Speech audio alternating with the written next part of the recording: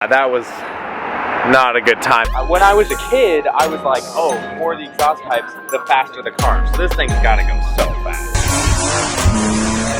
Okay guys, check this out. We are outside of Pagani of Beverly Hills. It's a little late, so we didn't get the chance to go in. Sorry about the noise in the background, but this right here is a Pagani Huayra BC, which is the track-focused kind of version of the normal Pagani Huayra, which is one of 100.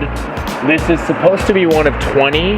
However, from what I hear, they actually ended up building 40 of these, but they won't admit it. I don't know, it's kind of a weird situation, but a little more interesting is the things going on in the background. So, right over here, we've got a Ferrari F40, what I believe to be a Singer, the Ferrari 812N Largo built by Novatec, a classic Ferrari that I quite honestly don't know which one it is, and a Ferrari 458. These cars are looking pretty sick. The Huayra BC, as far as I know, is owned by Mike Yin. He was the one with the straight pipe LaFerrari. He no longer has that. He seems to be either have this just in here for show, or maybe he's getting rid of it. I'm not sure. But this car is super awesome. The way that it opens is so cool. It has a twin turbo V12 built by AMG. As you can see right there, it says AMG on it. And these cars are just awesome. The BC comes with that wing right there, different side skirts, and these canards on the front right here are different from the normal Huayra version. So this thing is pretty cool, guys. Check it out. Okay guys, this right here is the daily driven exotic Supra. So LTMW built this car for them, which is a kind of performance upgrade shop. They do wide body kits on it on different cars. Their car is on BC Racing coilovers, if you look right here. So that's how they get this stance. Most people opt for an air ride setup rather than coilovers due to the fact that you can change the ride height of your car by the tap of buttons, so you don't have to worry about speed bumps or anything like that. But actually they prefer the coilover setup due to the stiffness of it and the actual racing feel of it. They have the Tandem wide body 1.5 kit, which gets you this wing right here, unlike James's Supra, the Stradman, which has that kind of U-shaped wing. And I believe there might be a few other differences, but as far as I know, the biggest thing is the wing itself. And then this right over here is Dave's Lamborghini Gallardo Squadra Corsa. So this is a pretty rare Lamborghini Gallardo right here. I believe there are 150 of these in the world, and they're all the same color. They're yellow on the outside with a yellow interior. It's a pretty crazy looking car. They obviously have it wrapped, but this thing is awesome. Okay guys, we are out here at Lamborghini of Beverly Hills, except, yeah, they're close too. But we can look from here. We've got a red Lamborghini Huracan Evo and a cerulean blue Lamborghini Aventador SVJ. Check those two out. We've got a couple Bentleys over here and whatnot. We'll walk around, but so the Lamborghini Huracan Evo is an upgraded trim level of the Lamborghini Huracan. It features 640 horsepower.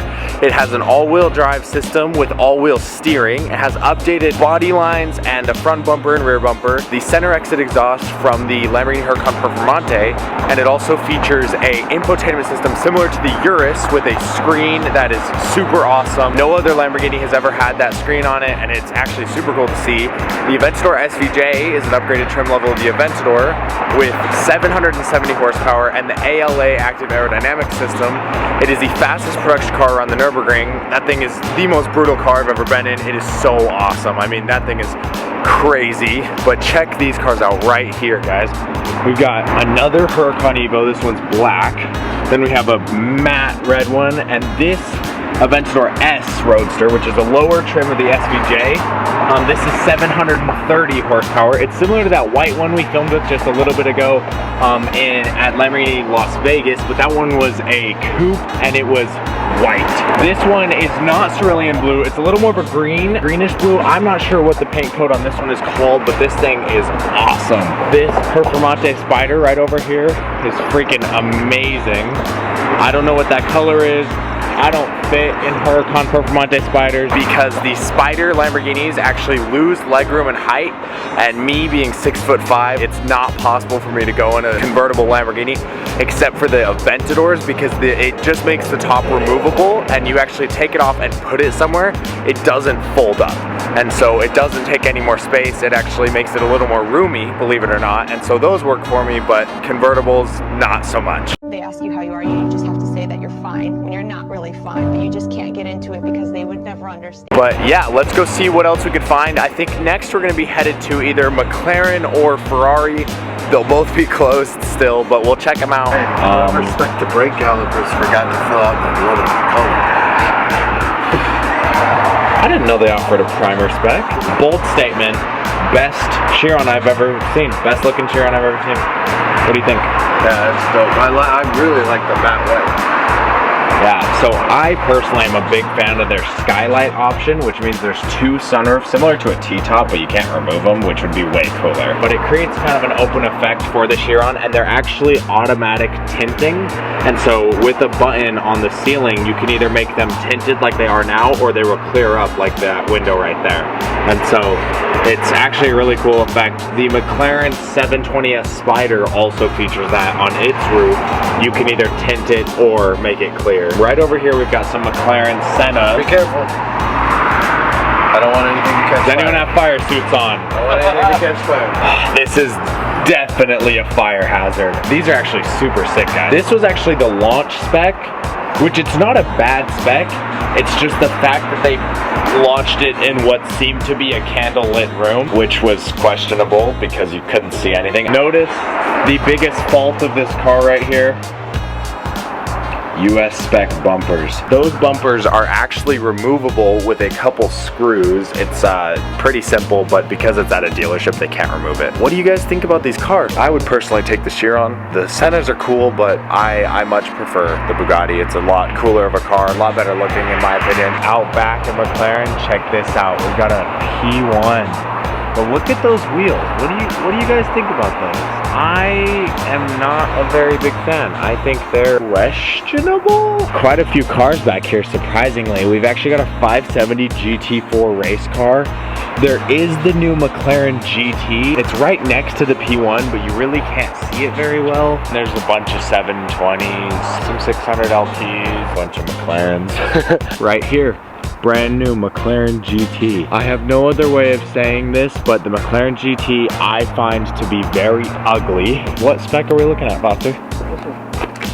Right under us? So this is a GT4 race car. Here's that P1, guys.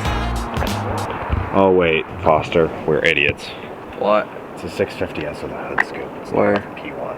Oh. I've never seen a 650S with a roof scoop on it. Have you? No. I believe it's an MSO option, I guess. I don't know of any of them out there that I can think of off the top of my head, but yeah, I mean, it's pretty cool. It looks pretty sick. Guys, check this out. We made our way over to Aston Martin, and inside they've got the brand new DBX SUV. Look at that thing. Wow. It just came out like not even a week ago. We're looking at one in the flesh. You can kind of see what the front looks like right here. We are out front. Look at this thing. The new DBX. I think it's a little bit of an interesting name. Not really my thing. The name, I don't know, but how do you feel about the name, DBX? It's different. You don't, I mean, is it really different though? Because we had like the DB11, the DBS, the DB9, and so now, like it fits in it. So but we already had DB10. DB10 was built. So the DB10 was actually built exclusively for James Bond. The movie Spectre had the Aston Martin DB10 in it. They put them in glass containers and put them on the back of trucks and drove around London to advertise for the movie. And so they had these multi-million-dollar Aston Martins in glass trucks. This right here is actually an Aston Martin Lagonda. There are very few of these in the world. They're actually not street legal in the US, as far as I know, besides on a show and display, but they're somewhere in the neighborhood of $1 million. This car right here, this is the new Vantage. As you can see, this ducktail right here, I thought it was a little too similar on that rear end, but it's pretty different. I I think it looks good. This blue is a little bit of a different color. Here's one thing I do notice though, and I understand that it's an SUV, however, Wheel gap for days. that fender gap is like, holy cow. I mean, geez. This Lagonda, I've seen one before, but this one's pretty crazy. I just like how aggressive they make the Lagonda. Also, DBX Supra. I mean, come on, let's get real. But what I was saying with the Aston and the styling of being more aggressive, so you know, with the new Aston Martin Valkyrie and Valhalla, they're way more aggressive. I mean, they go to this more racing style. I mean, they have that Cosworth V12 and that Valkyrie, 11,000 RPM out of a V12. And so I think that's what you see right here with that green, is people kind of going for that. These DB11s actually have a twin turbo V12. The DB11 Cabriolet or Volante, I believe they call it, is a twin turbo V8, which I'd rather have the V12. I just keep coming back to this Lagonda. I really like it. It's so much more aggressive than all the other cars. Guys, I want you to tell me what you think of the Lagonda, because I love it. Like, seriously, the more and more I look at it, the more I love it. What do you think, man? Which one's the Lagonda? This one right here in front of us. Atta boy. I'm so proud of you. All right, you guys. Shout out to our main man, Dylan. Mr. Aston Martin. Yeah. Mr. Aston, King Aston Martin, Dylan Ashy. Auto Group. Dylan, aka Pain in the Aston. When it comes to the super SUV market, SSUV, it was literally created by Lamborghini with the Urus. We have now seen the Audi RS Q8 come out. That thing makes 592 horsepower, 519 pound-feet of torque. It went 7 minutes and 42 seconds around the Nürburgring. That's faster than a Koenigsegg CCX, Pagani Zonda Z12, Lamborghini Gallardo Superleggera, Murcielago SV, I mean, Lexus LFA. That thing is insanely fast. And we all know that the Q8 is a good-looking SUV. And that's half the price. I mean, and so the problem is, when you set the bar that high with these cars, anything coming in to compete is gonna struggle. So, I mean, you gotta give them credit for what they've done, but I don't know, I don't think it quite stacks up compared to those.